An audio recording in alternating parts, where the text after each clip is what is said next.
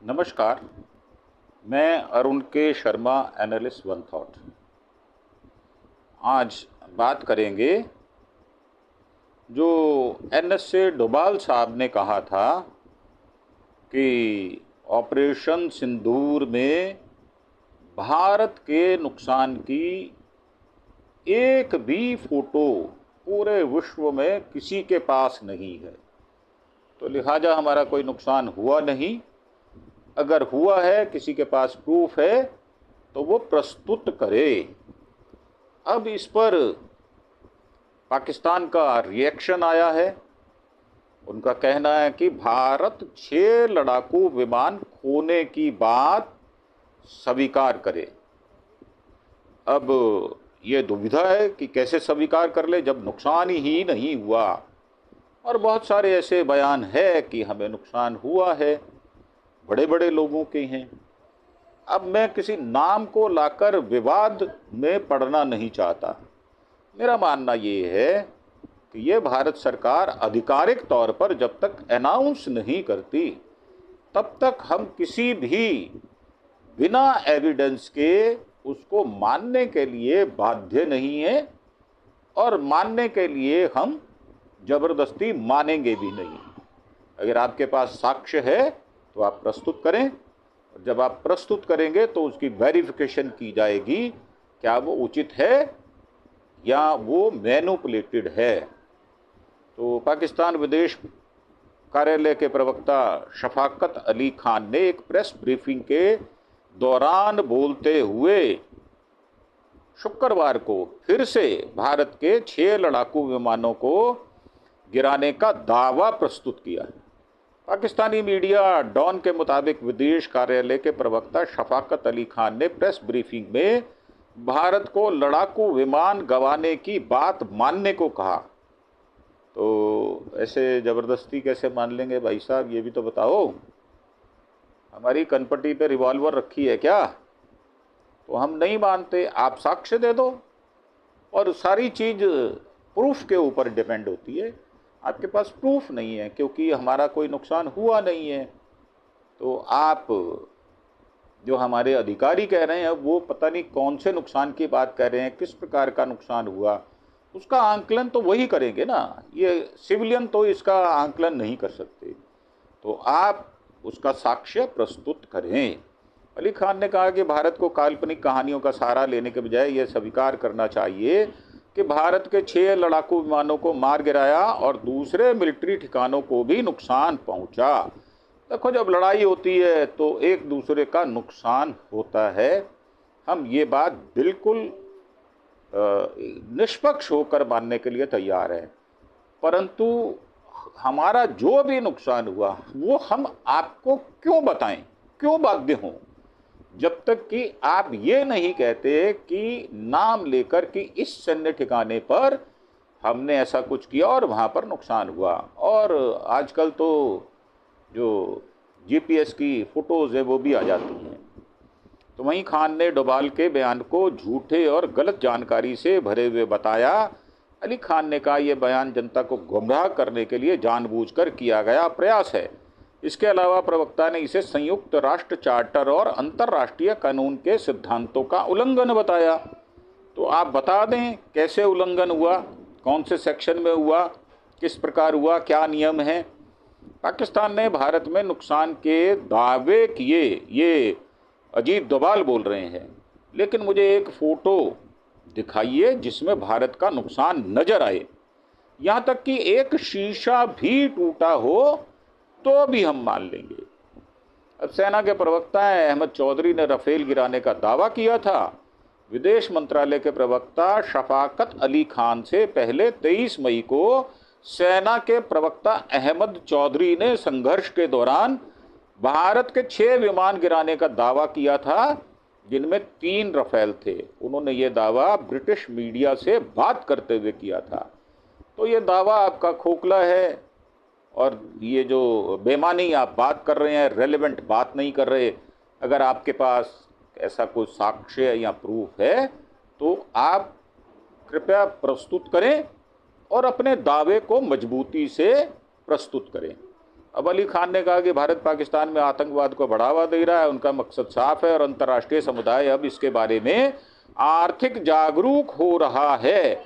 उन्होंने आगे कहा, शुरुआत में भारत द्वारा फैलाया गया आतंकवाद पाकिस्तान को निशाना बना रहा था, लेकिन हाल के दिनों में यह वैश्विक हो गया है।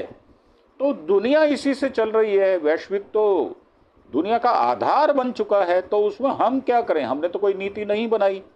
अगर भारत के इस दुर्भावनापूर्ण व्यवहार से रवैये पर लगाम नहीं लगाई गई तो हम इसके परिणाम देख चुके हैं। तो देख चुके हो तो आप सीख लो। अगर आप सीख नहीं लेना चाहते और आप अनर्गल दावे पेश करोगे तो आपके दावे को कोई नहीं मानेगा। अब NSA अजीत डोभाल बोले हैं कि ऑपरेशन सिंदूर पर हमें नाज है। ये बात बिल्कुल ठीक है, हर भारतीय को नाज है, हर धर्म, हर जाति, हर संप्रदाय, सबको नाज है। उसमें हिंदू, मुसलमान, सिख, बौद्ध, ईसाई, पारसी, जैन सब शामिल हैं। और शुक्रवार IIT मद्रास के 62वें दीक्षांत समारोह में अजीत डोभाल बोले कि टेक्नोलॉजी और वारफेयर के बीच संबंध हमेशा महत्वपूर्ण होता है। हमें ऑपरेशन सिंदूर पर नाज है। हमें गर्व है कि इस दौरान हमने स्वदेशी तकनीक इस्तेमाल की। हमने सीमा पार 9 पाकिस्तानी ठिकानों पर हमले का फैसला किया था। इनमें एक भी ठिकाना बॉर्डर के पास नहीं था। हमारे सभी निशाने सटीक थे। हमने सिर्फ आतंकी ठिकानों को नेस्तनाबूद कर दिया। उन्होंने कहा कि आप एक ऐसा देश, एक ऐसी सभ्यता से ताल्लुक़ रखते हैं जो 1000 सालों से संकटग्रस्त और लहूलुहान रही है। हमारे पूर्वजों ने बहुत कुछ सहा है, देखा है। मुझे नहीं पता राष्ट्र की इस अवधारणा को जिंदा रखने के लिए जिन्होंने कितना अपमान और तकलीफ सही होगी। राष्ट्र राज्य से अलग होता है। भारत एक राष्ट्र के रूप में हजारों सालों से अस्तित्व में है और ये बात बिल्कुल उचित है। अजीत डोभाल शुक्रवार को IIT मद्रास के एक कार्यक्रम में शामिल हुए थे। पहलगाम में आतंकी हमलों में 26 लोगों की मौत हुई थी। जम्मू कश्मीर के पहलगाम में 22 अप्रैल को आतंकी हमला हुआ था। आतंकियों ने 26 टूरिस्ट की हत्या कर दी थी। इसके जवाब में भारत ने 7 मई पाकिस्तान अधिकृत कश्मीर POK और पाकिस्तान में मौजूद 9 आतंकी ठिकानों पर एयर स्ट्राइक की थी। इस दौरान सेना ने 100 आतंकी मार गिराए थे। दोनों देशों के बीच 10 मई की शाम 5 बजे सीज फायर पर सहमति बन गई थी और लागू भी हो गया था। अब ये 9 आतंकी ठिकाने हैं कौन कौन से, हम आपको बता देते हैं दोबारा से। ये बहावलपुर है, मुरीद के है, और तेहरा कला है, सियालकोट है, बरनाला है, कोटली है और मुजफ्फराबाद में 2 ठिकाने हैं। और ये इसका नक्शा भी है। और इसमें जो पहला है वो मरकज़ सुभान अल्लाह बहावलपुर, जैश ए मोहम्मद का आतंकी संगठन यहाँ काम करता था। मरकज़ तैयबा मुरीद के लश्कर तैयबा का था ये भी। और सरजल तिहरा कला जैश ए मोहम्मद का था। मैमूना जोया सियालकोट ये हिज़्बुल मुजाहिदीन का था। मरकज़ अहले हदीस बरनाला में ये लश्कर तैयबा का था। मरकज़ अब्बास कोटली ये जैश ए मोहम्मद का था। और मस्कर रहील शहीद कोटली का हिज़्बुल मुजाहिदीन का था। और सवई नाला कैंप मुजफ्फराबाद लश्कर तैयबा का था। और सैयदाना बिलाल कैंप मुजफ्फराबाद जैश ए मोहम्मद का था। तो हमने आपको ये बता दिया कि ये जो वारदात हुई, जो आपने की थी पहलगाम में, उसकी डिटेल हमने आपको दे दी कि हमने जो किया और जिन ठिकानों पर हमने हमला किया। आप पाकिस्तान को संभाल नहीं पाते।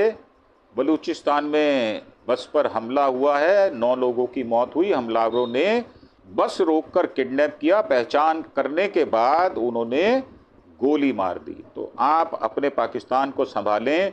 पाकिस्तान के बलूचिस्तान प्रांत में गुरुवार देर रात क्वेटा से लाहौर जा रही एक यात्री बस को हथियारबंद लोगों ने रोककर 9 यात्रियों को अगवा किया और उन्हें गोलियों से भून दिया। तो ये थी हमारी आज की प्रस्तुति। क्योंकि अजीत डोभाल साहब वर्षों वर्षों हो गए, उन्हें 50 वर्ष हो गए काम करते हुए, 50 वर्ष से ज़्यादा हो गए, और अगर उन्होंने कोई बात कही है तो हमारे वो NSA हैं, नेशनल सिक्योरिटी के वो हेड हैं, और वो जो बात कहते हैं वो ऑथेंटिक बात कहते हैं, इसमें कोई दो राय वाली बात ही नहीं है। तो हम उनकी बात को मानेंगे, ना कि आपकी बात को। और वैसे भी पाकिस्तान ये भारत से पैदा हुआ, भारत का ये एक छोटा सा बच्चा है, तो ये जितनी बढ़ कर बात करते हैं उन्हें चाहिए कि अपनी थोड़ी सहनशीलता दिखाएं और अपने इस बड़बोलेपन को थोड़ा संभाल के रखें। ये आगे कहीं काम आएगा। भारत के साथ आपका इस प्रकार का व्यवहार नहीं चलेगा, और अगर आप इस प्रकार के हमले करते रहेंगे तो अब की बार आपकी वॉर ही होनी है, जो कि ऑपरेशन सिंदूर को अभी स्थगित किया गया है, उसको बंद नहीं किया गया, वो ओपन है। तो आप जो भी बात कहनी है पूरे सारे संदर्भों को सोच समझकर बात करें। ऐसा नहीं है कि आपके यहाँ सैन्य शासन है लोकतंत्र के नाम पर, तो आपको छूट मिली हुई है कि आप कुछ भी भारत के विषय में बोलते रहेंगे तो आपको रोकने वाला कोई नहीं मिलेगा। तो इन्हीं विचारों के साथ हम आपसे विदा चाहेंगे, और एक छोटी सी रिक्वेस्ट कि आप हमारे चैनल अरुण के शर्मा एनालिस्ट वन थॉट को सब्सक्राइब अवश्य करें। और अंत में एक बात और कह देते हैं कि भारत की संप्रभुता, अखंडता और इसकी रक्षा के लिए हमें जो करना पड़ेगा हम करेंगे। हम देश को पहले और उसके बाद सबसे अंत में अपने आप को रखते हैं। हमारे देश की जो सेनाएं हैं, हमें उन पर, सैन्य बल है, उन पर हमें नाज है, और वो पूरी तौर से सक्षम है भारत को सुरक्षित रखने में। तो इन्हीं विचारों के साथ आपसे विदा लेते हुए आपसे एक बार फिर प्रार्थना करेंगे कि अरुण के शर्मा एनालिस्ट वन थॉट को सब्सक्राइब अवश्य करें। आप जब सब्सक्राइब करते हैं लाखों सैकड़ों की संख्या में, तो हमारा हौसला बढ़ता है और हम इस प्रकार की जो टिपिकल न्यूज़ होती है उसका तबसरा भी करते हैं। तो इसी के साथ आपका धन्यवाद। Thank you. जय हिंद, जय भारत।